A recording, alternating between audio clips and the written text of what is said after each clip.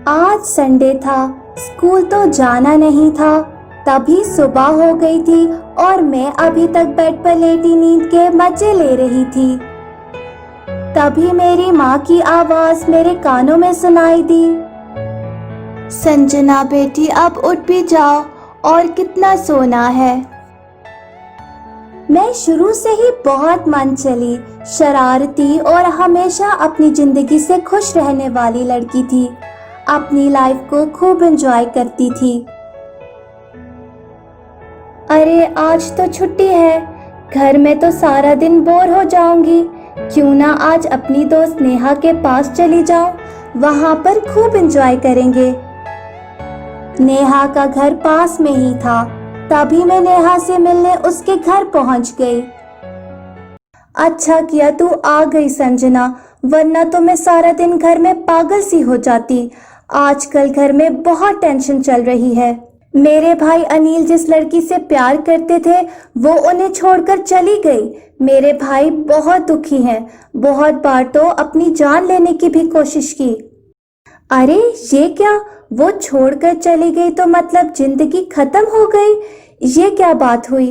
जिंदगी तो एक बार मिलती है, उसे तो खूब एंजॉय करना चाहिए।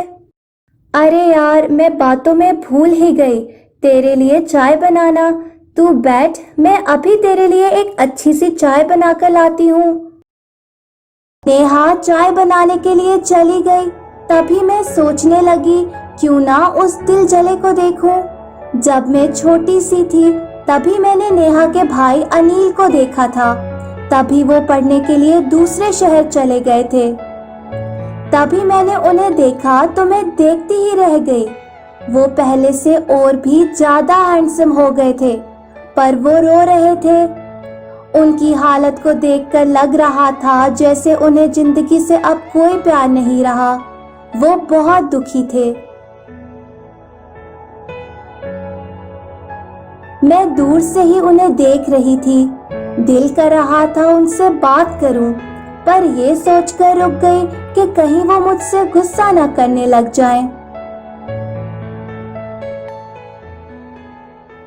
फिर एक दिन मैं घर के पास वाले पार्क में वॉक के लिए आई तो सामने अनिल को देखा, जो बेंच पर बैठे किसी के ख्यालों में खोए हुए थे। एक्सक्यूज मी, क्या मैं यहाँ आपके साथ बैठ सकती हूँ? वो मुझे अजीब सी नजरों से देखने लगे, पर जवाब न दिया। तभी मैं खुद ही वहाँ बैठ गई और कानों में हेडफोन लगाकर म्यूजिक से एंजॉय करने लगी। आज रोमांटिक सॉन्ग सुनने का बहुत मन कर रहा था। पता नहीं क्यों, जब से नेहा के भाई को देखा था, मुझे कुछ कुछ होने लगा था। क्या आपको म्यूजिक अच्छा लगता है? मुझे तो बहुत अच्छा लगता है। I love music. मैं जितना बोलती जा रही थी, पर वो थे कि मेरी किसी बात का जवाब नहीं दे रहे थे। अरे मैं आपसे बात कर रही हूँ, प्लीज कुछ तो बोलें। क्या करना है बोलकर? जिससे बातें करना अच्छा लगता था, वो तो पास नहीं है। उसे भी म्यूजिक बहुत पसंद था। उसके एक बार कहने पर मैं सारा दिन उसके लिए गाना गाता था। अब कुछ नहीं है मेरे पास। वो अपने साथ मेरा दिल भी लेकर चली गई है। आपका दिल अभी भी आपके पास है। ये आज भी वैसे ही धड़क रहा है जैसे पहले था। जिनको जाना होता है वो चले जाते हैं छोड़कर, और जो आपसे प्यार करते हैं वो आज भी आपके बहुत पास हैं। बस आप ही उन्हें महसूस नहीं कर पाते। अरे तुम तो उम्र में मुझसे छोटी हो। तुम कब से इतनी मैच्योर बातें करने लगी हो? अरे इतनी भी छोटी नहीं हूँ मैं, जितना आपने समझ रखा है। बस देखने वाली नजरें चाहिए। फिर एक दिन स्कूल में, अरे संजना, इस बार फिर से तुम्हारे मार्क्स कम आए हैं। लास्ट ईयर भी बहुत मुश्किल से पास हुई थी। तुम ट्यूशन के लिए किसी ट्यूटर को अरेंज कर लो। कहीं ऐसा ना हो कि फाइनल एग्जाम्स में फेल हो जाओ। तुम तो जानती हो नेहा, मैं स्टडी में तो शुरू से ही वीक हूँ। तुम तो अपने भाई से हेल्प लेती हो। इसी कारण तुम्हारे मार्क्स भी अच्छे आते हैं। यार तुमसे एक फेवर चाहिए, प्लीज तुम अपने भाई से कहो कि शाम को मुझे कुछ समय के लिए ट्यूशन क्लास दे दिया करे। मैं अपने माता पिता से भी बात कर लूंगी, उन्हें कोई प्रॉब्लम नहीं होगा। भाई वो एक्चुअली आपसे कुछ बात करनी है।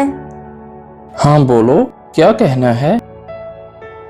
भाई वो मेरी दोस्त संजना है ना, उस बेचारी के मार्क्स बहुत कम आ रहे हैं, स्टडी में बहुत वीक है। वो चाहती है कि आप उसे ट्यूशन क्लास दें। उसने अपने माता पिता से भी बात कर ली है, प्लीज भाई मान जाएं, उसने बहुत रिक्वेस्ट की है। चलो अगर तुम कह रही हो तो मुझे कोई प्रॉब्लम नहीं है। तभी मुझे नेहा का फोन आया और उसने मुझे बताया कि मेरा भाई कल से तुम्हें पढ़ाने आएगा। सच? ये तो बहुत अच्छी न्यूज़ दी है तुमने। नेहा तुम मेरी सबसे अच्छी दोस्त हो। रात को नींद न आई, मैं खुशी के मारे पागल हो रही थी कि वो मुझे पढ़ाने आ रहे हैं। पढ़ाई तो बस एक बहाना था, असल में तो मैं उनके पास आना चाहती थी। अनिल मुझे बहुत अच्छे लगते थे। शाम के 6 बज गए थे, वो आने वाले थे। तभी मैं भी खूब तैयार हो रही थी।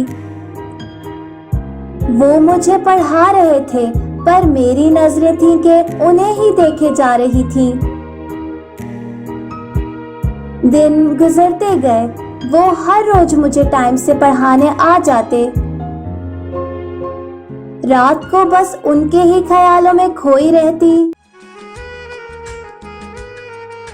धीरे धीरे मुझे उनसे मोहब्बत होने लगी थी। फिर एक दिन, संजना, मैं बहुत दिनों से तुमसे कुछ कहने की कोशिश कर रहा था। Thank you so much. तुम्हारी बातों ने मेरी जिंदगी को बदल दिया है। अब मैं एक बार फिर से खुश रहने लगा हूँ। अनिल के मुंह से अपनी तारीफ सुनकर मैं तो खुशी के मारे हवाओं में उड़ रही थी। रात खुशी से नींद नहीं आ रही थी। सोचती रही कि सर अनिल मुझे इतना ज्यादा लाइक करते हैं। अब मैंने भी सोच लिया था कि अपने दिल की फीलिंग सर अनिल से जरूर शेयर करूंगी। तभी मैंने फीलिंग्स एक कागज पर लिखकर सर अनिल के सामने रख दिया। ये क्या मजाक है? तुम होश में तो हो? सर मेरा दिल मेरे बस में नहीं रहा। मैं आपसे प्यार कर बैठी हूँ, शायद उसी दिन से जब से आपको पहली बार देखा था। ये तुम मुझसे क्या कह रही हो? तुम मुझसे उम्र में छोटी हो। तुमने सोच भी कैसे लिया ये सब कुछ? टीचर और स्टूडेंट में एक रिस्पेक्ट का रिश्ता होता है, तुमने उसका भी ख्याल न रखा। सर ये जो यहाँ दिल है ना, ये एज को नहीं मानता। बस किसी पर भी आ जाए तो फिर उसी का ही हो जाता है। मैं आपसे ही शादी करूँगी, चाहे मुझे कितना ही इंतज़ार करना पड़े। सर अनिल गुस्से से वहाँ से चले गए। मैं तो हमेशा खुश रहने वाली लड़की थी, सोचा भी ना था कि जिंदगी में कभी दुखी भी हो जाऊंगी। सर अनिल मेरी मोहब्बत को ना समझ पाए। अगले दिन इंतजार करती रही, पर सर अनिल मुझे पढ़ाने ना आए। भाई बहुत पहले एक लड़की ने आपका दिल तोड़ा था, तब आपको कितना दुख हुआ था, और आज आप भी संजना का दिल तोड़ रहे हैं। सोचें उस बेचारी की क्या हालत होगी। संजना बहुत अच्छी लड़की है, प्लीज आप उसको अपना ले। हेलो। मुझसे नाराज हो? अरे मैं नाराज रहूं या खुश, इससे आपको क्या? आपको तो केवल एक ही काम आता है, और वो है लड़कियों का दिल तोड़ना। आपको क्या कोई जिए या मरे? जिंदगी में खुश कैसे रहना है, ये तुमने मुझे सिखाया है। हम भी बहुत अजीब हैं संजना। उनके पीछे भागते हैं जो हमारे प्यार की कदर नहीं करते, और जो हमें चाहते हैं हम उनके प्यार को समझ नहीं पाते। संजना तुम बहुत अच्छी हो, मैं तुमसे ही शादी करूंगा, पर तुम्हें मुझसे एक वादा करना होगा कि तुम पहले अपनी एजुकेशन कंप्लीट करोगी। मैं तुम्हारा इंतजार करूंगा। दिन गुजरते गए। मैं स्टडी में बहुत सीरियस हो गई और अपनी ग्रेजुएशन कंप्लीट कर ली। हेलो।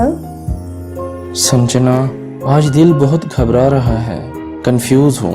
कंपनी ने पहली बार प्रोजेक्ट की जिम्मेदारी पर मुझे यहाँ यूरोप में भेजा है। कल क्लाइंट के साथ मीटिंग है, तुम दुआ करोगी ना? आप घबराएं नहीं, मैं प्रार्थना करूंगी आप सफल रहेंगे। तभी एक दिन अनिल का फोन आया। वो बहुत खुश थे। उन्हें क्लाइंट से प्रोजेक्ट मिल गया था और कल की फ्लाइट से वापस लौट रहे थे। फिर कुछ दिनों में हमारी शादी हो गई। हम दोनों जिंदगी के एक एक पल को खूब एंजॉय करने लगे।